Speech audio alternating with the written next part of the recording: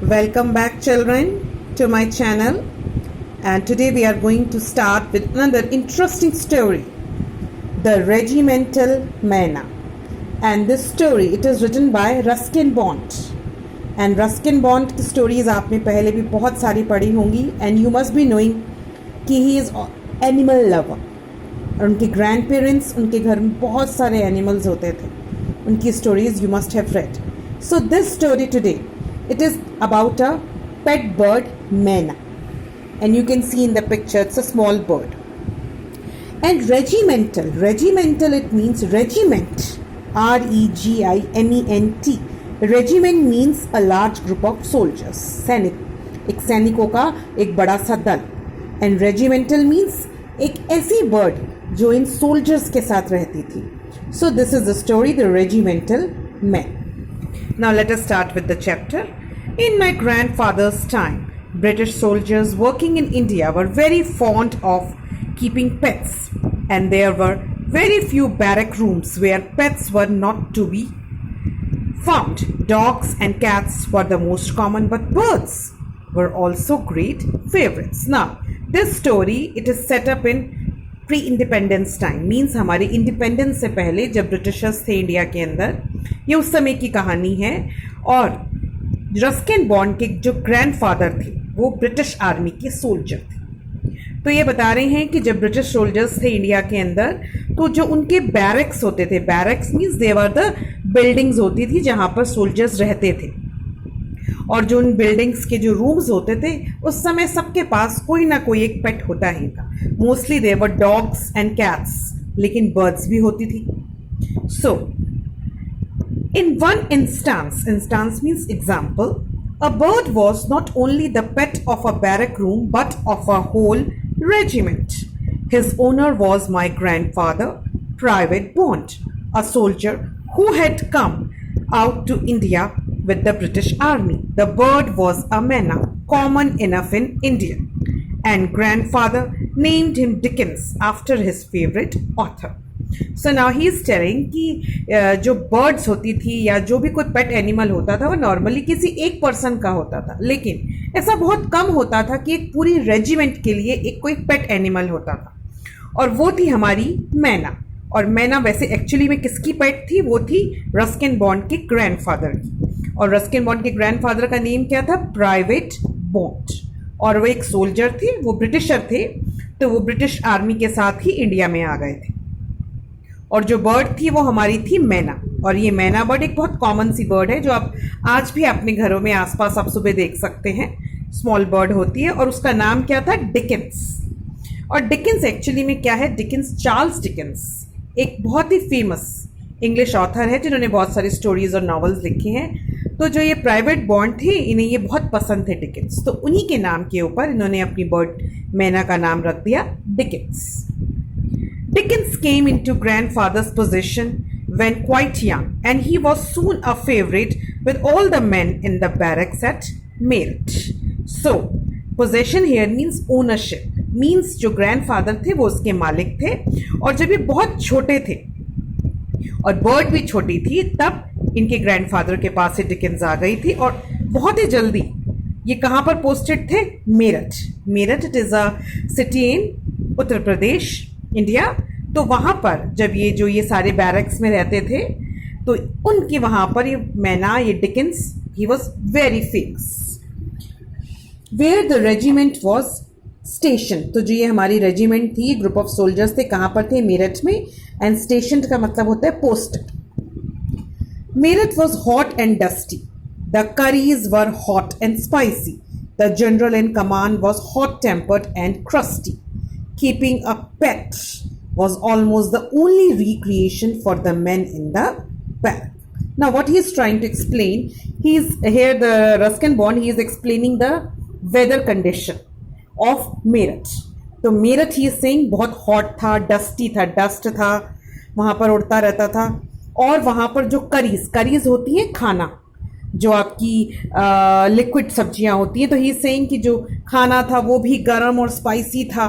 और जो हमारा जनरल इन कमांड था वो भी हॉट टेम्पर्ड था. हॉट टेम्पर्ड मतलब बहुत गर्म मिजाज का, मीन्स बहुत गुस्से वाला था. और क्रस्टी, क्रस्टी मीन्स इरिटेबल था, इरिटेटेड रहता था। तो सब कुछ ही गर्म था, उनका मूड भी गर्म था, वहाँ का माहौल भी गर्म था, वेदर भी गर्म था, खाना भी गर्म मिलता था और स्पाइसी मिलता था। तो इसलिए एक जो पेट था वहाँ पर, एक पेट ही लगता था जैसे कि एक रिक्रिएशन का, एक कुछ प्लेजर के लिए, एक एक्टिविटी के लिए एक लगता था, एक पेट ही बहुत उन लोगों के लिए एक फायदेमंद था। Because he was tamed so young, Dickens, or Dickie for short, never learned to pick up food for himself. Instead, he took his meals from grandfather. When Dickens was hungry, he asked for food by sitting on grandfather's shoulders, flapping his wings rapidly and opening his beak. Now what he is saying? Because जो Dickens था, जिसको कि short में या प्यार से वो लोग डिकी बुलाते थे, अब उसको खाना खुद से खाने की भी आदत नहीं थी, क्योंकि उसको बहुत छोटे में ही उन्होंने लिया था और उसको ट्रेन किया था। टेमिंग मीन उसको ट्रेन किया था। तो उसको ऐसी आदत पड़ गई थी कि उसको ग्रैंडफादर के हाथ से ही खाना चाहिए था। और जब उसको भूख लगती तो वो क्या करता, you can see in the picture, वो ग्रैंडफादर के शोल्डर्स पे आ जाता और अपने जो पंख थे उनको फ्लैप करने लगता। फ्लैप करने लगता मतलब उनको हिलाने लगता क्विकली, और अपनी बीक जो है वो खोलता था। You can see very clearly, shoulders पे बैठा हुआ है, अपने विंग्स को फैला रखा है, बीक उसकी खुली हुई है, और ये उसके ग्रैंडफादर है, प्राइवेट बॉन्ड। तो वो समझ जाते थे कि इसको भूख लगी है और अब अपने हाथ से उसको खाना खिलाते थे। Dickie was never caged, and as soon as he was able to fly, he attended all parades and was present on every occasion which brought the soldiers out of their barracks. तो उसको कभी भी वो लोग पिंजरे में नहीं रखते थे, केज में नहीं रखते थे, हमेशा वो बाहर ही आज़ादी से घूमता रहता था। और जब भी कोई परेड्स होती थी, परेड्स मीन्स जब सोल्जर्स बाहर आते हैं, मार्चिंग करते हैं या कोई और भी एक्टिविटी करते थे सोल्जर्स, जब भी वो बाहर आते थे बैरक से, तो हमेशा जो ये महीना थी, ये डिकी या डिकिंस, वो हमेशा बाहर आता था और अटेंड करता था सब सोल्जर्स के साथ। One day there was to be a general's inspection, and the colonel, this is colonel, gave orders that Dickie was to be caged so that he wouldn't appear during the parade. अब एक दिन क्या हुआ, अब उनके general आ रहे थे और वो इंस्पेक्शन करने वाले थे। इंस्पेक्शन मीन सब देखने वाले थे, जांच करने वाले थे। तो जो उनके कर्नल थे उन्होंने बोला कि आज भाई जो डिकी है उसको हम पिंजरे में बंद करेंगे ताकि वो बाहर नहीं आए और डिस्टर्ब नहीं करे। Lock him away somewhere Bond. The colonel snapped. Snapped means बहुत जल्दी से, रूडली से, बहुत उससे बोला, उसने ऑर्डर दिया कि इसको कहीं पर लॉक करके आओ, इसको कहीं बंद करके आओ। We can't have him flapping all over the parade ground. पूरे परेड ग्राउंड में आता रहता है, डिस्टर्ब करता रहता है अपने विंग से, तो ये बाहर नहीं आएगा। Dickens was put into a storeroom with the window closed and the door locked. But while the general's inspection was going on, the mess orderly who wanted something from the storeroom opened the door. अब उसको एक store में बंद कर दिया, उसके दरवाजे भी बंद थे, खिड़कियां भी बंद थे, सब कुछ लॉक था। लेकिन क्या हुआ, अब जब जनरल का इंस्पेक्शन चल रहा था तो उस दौरान जो मेस ऑर्डरली मतलब someone who does small jobs for the kitchens and dining halls of the barracks. तो कोई एक पर्सन था, एक हेल्पर था जिसको कुछ सामान चाहिए था स्टोर से, तो वो अंदर गए। तो जैसे ही वो अंदर गया, उसने दरवाजा खोला तो क्या हुआ, out flu Dickens. Out flu means Dickens बाहर आ गया। He headed straight for the parade ground, greatly excited at being late and chattering loudly. He chose to land straight on the general's helmet between the plumes. तो वो एकदम से वो बाहर आया, अपने पंख फड़फड़ाता हुआ, फ्लैप करता हुआ परेड ग्राउंड की तरफ चला गया। और उसको ऐसे लगा, अरे मेरे को तो बहुत देर हो गई, मैं तो आया ही नहीं अभी तक, परेड स्टार्ट भी हो गई, क्योंकि उसको डेली की आदत थी।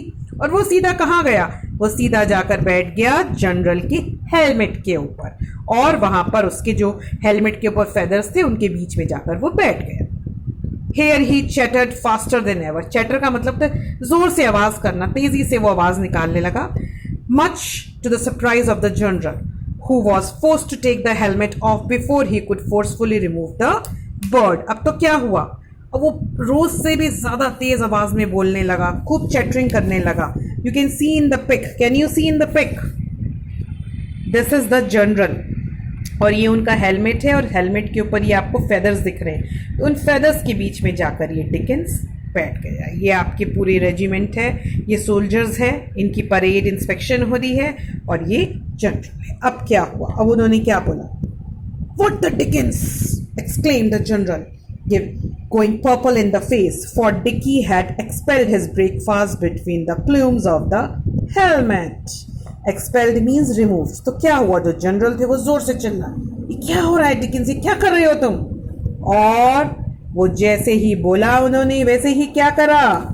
अब डिकिंस ने अभी अभी ब्रेकफास्ट किया था, उसने ब्रेकफास्ट करने के बाद क्या करते हैं ये बर्ड्स, तो बर्ड ने अपना वेस्ट उनके फेदर्स के बीच में ही निकाल दिया।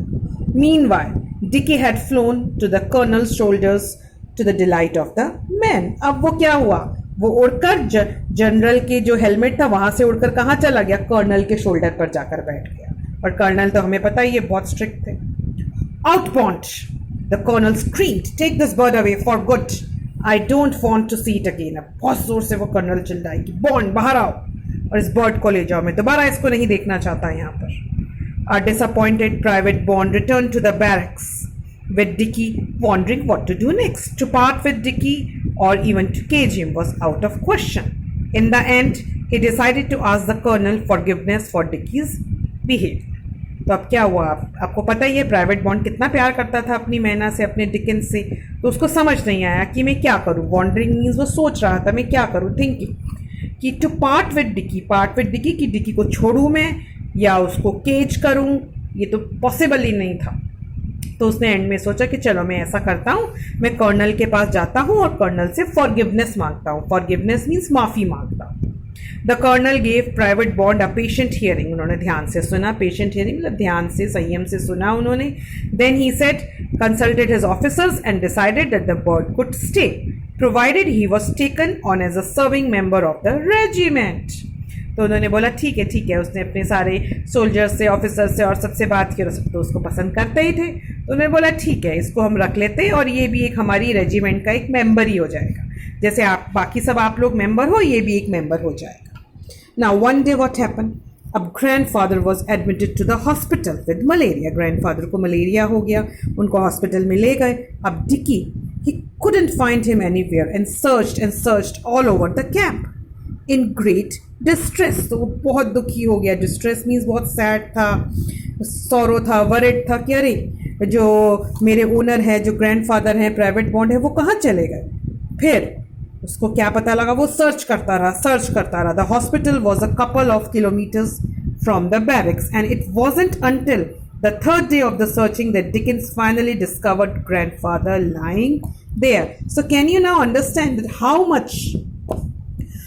much Dickens he loved the grandfather, कि वो बीमार पड़ गए पर फिर भी उन्हें इतनी दूर हॉस्पिटल था, किलोमीटर्स दूर हॉस्पिटल था, उसको ढूंढते ढूंढते डिकिंस वहीं पर आ।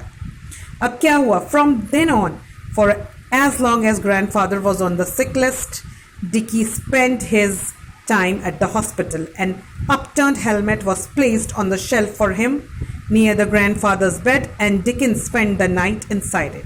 तो एक हेलमेट को उल्टा करके रख दिया उन्होंने और उसके अंदर जो डिकिंस था वो रात को वहीं रहता था ग्रैंडफादर के पास hospital. As soon as grandfather was discharged from the hospital, Dickens left as well and never returned, not even for a visit. तो जैसे ही हॉस्पिटल से जो प्राइवेट बॉन्ड थे, ग्रैंडफादर थे, वो डिस्चार्ज हो गए, वो ठीक हो गए, वैसे ही जो डिकिंस था वो भी वापस आ गया और फिर कभी मुड़कर वो हॉस्पिटल नहीं गया। Now in 1888 the regiment got orders to proceed to Calcutta en route to Burma where it was to take part in an expedition. All pets had to be left behind and Dickens was no exception. अब क्या हुआ, अब 1888 की बात है, जो ये regiment थी, जो ये आर्मी थी, इनको ऑर्डर मिले कि आप सबको कैलकाटा जाना है। अब कैलकाटा आप समझते हैं आजकल, जो पहले कैलकाटा था इसका नाम कोलकाता हो गया है। और बर्मा एक कंट्री है जिसको कि आजकल हम म्यांमार के नाम से जानते हैं। तो इनको ऑर्डर मिले कि ये लोग कलकत्ता की तरफ जाएंगे और एन रूट टू, उसके बाद ये लोग बर्मा जाना था इन्हें, कलकत्ता से होते हुए बर्मा जाएंगे। और अभी कहाँ थे, ये मेरठ थे, तो मेरठ से इन्हें कलकत्ता जाना है और वहाँ से इन्हें बर्मा जाना है। और ऑर्डर क्या मिला है कि कोई भी पेट साथ में नहीं जाएगा। But Dicky had his own views the subject. अब डिकी तो डिकी था, आप सबको पता है, वो कहीं भी नहीं रह सकता था बिना इस रेजिमेंट के। The regiment March along the grand trunk road, ये रास्ते का नाम है grand trunk road. Dickens caught up on the third day, तो 3 दिन हो चुके थे निकले हुए रेजिमेंट को। 3 दिन बाद ढूंढता ढूंढता डिकिंस इन सब के साथ आ गया. He arrived in the camp after a journey of more than 300 kilometers.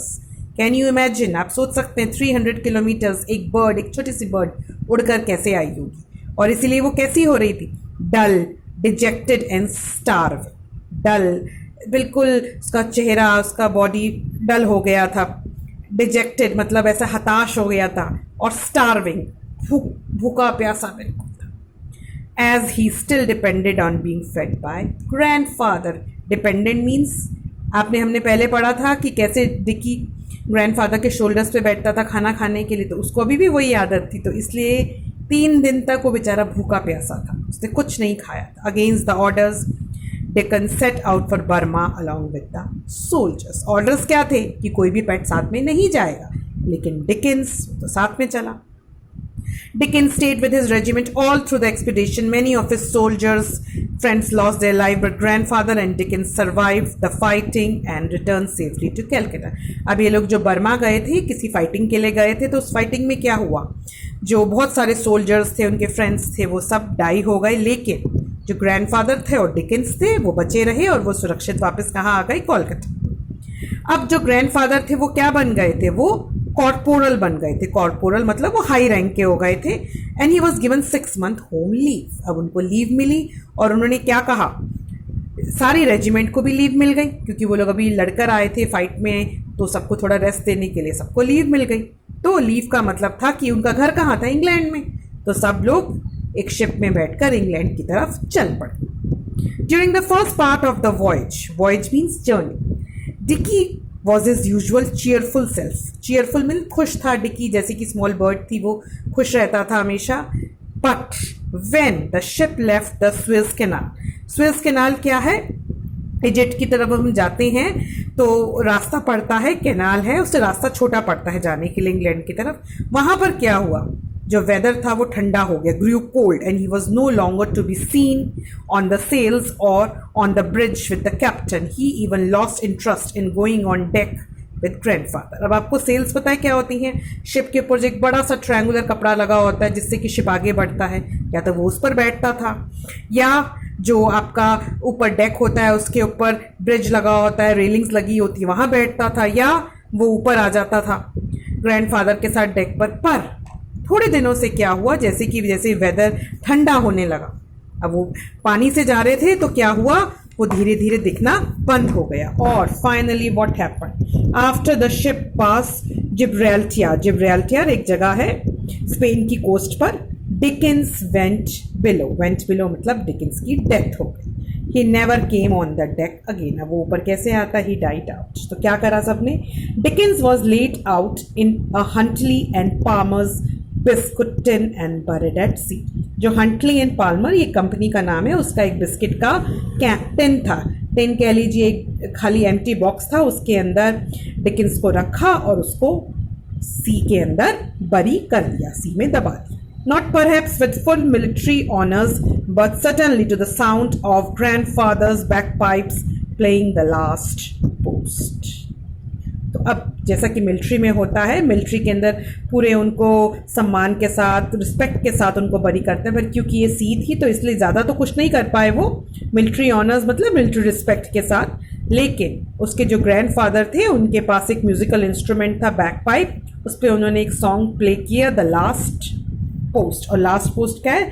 The trumpet call performed at the burial of a soldier. जब कोई सोल्जर की डेथ होती है तो ये गाना वो गाते थे. तो कैन यू नाउ अंडरस्टैंड कि वो लोग डिकिंस को भी एक अपना साथी मानते थे, एक सोल्जर मानते थे, इसलिए उसको फुल रिस्पेक्ट थी उसकी डेथ पर. So a very very nice and interesting story written by Ruskin Bond. I hope it's understandable by you all.